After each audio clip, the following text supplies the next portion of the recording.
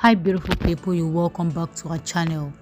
There is a sad news coming from Pastor Taiwo Odukoya as he mourned the death of his beloved wife.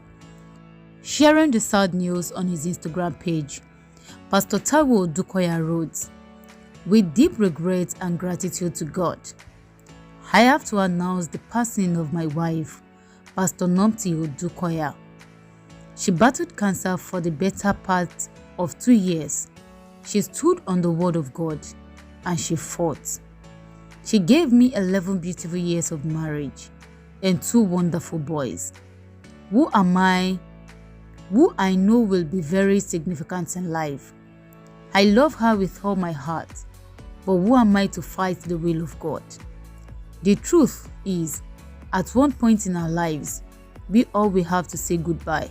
So for now, till we meet again in glory. Goodbye, Nomthi." Pastor Taiwo Odukoya lost his first wife, Pastor Bimbo Odukoya, on December 10, 2005, as a result of the Sosoliso plane crash.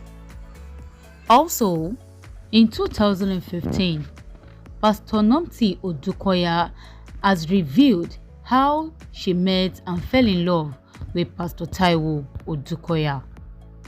The wife of the founder of the Fountain of Life Bible Church, Taiwo Odukoya, opened up on their marriage.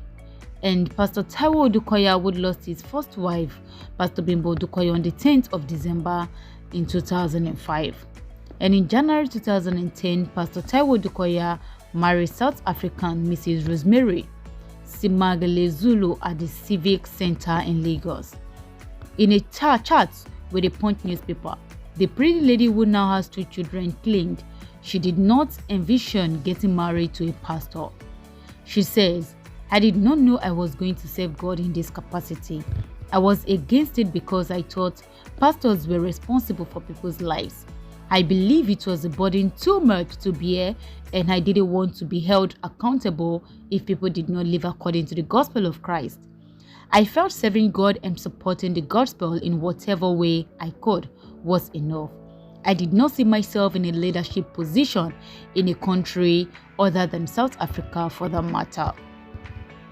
Narrating how they met, she said, "He came to minister at Triumphant Church International, London, where I worshipped. I did not have my eyes on him because, like every other minister that had come before him, I saw him as a man of God. I found his message amazing and absorbing. I even bought one of his books, Home Affairs. After the conference, my pastor told me someone was interested in me. I declined because I was seeing someone then. The relationship eventually did not work out, and I informed my pastor, but not immediately. To cut the long story short, Pastor Taiwo had a stopover in London, and that was the first time we met. Before then, my pastor had given him my telephone number, and he had called me. When he proposed to me, I did not like the idea of getting married to a widower. I took my time, prayed about it, and I became convinced it was what God wanted for me. Being married to him is amazing, and it has brought out potentials I never knew I had. I don't have to pray and say, 'Lord, help my husband go to church today.'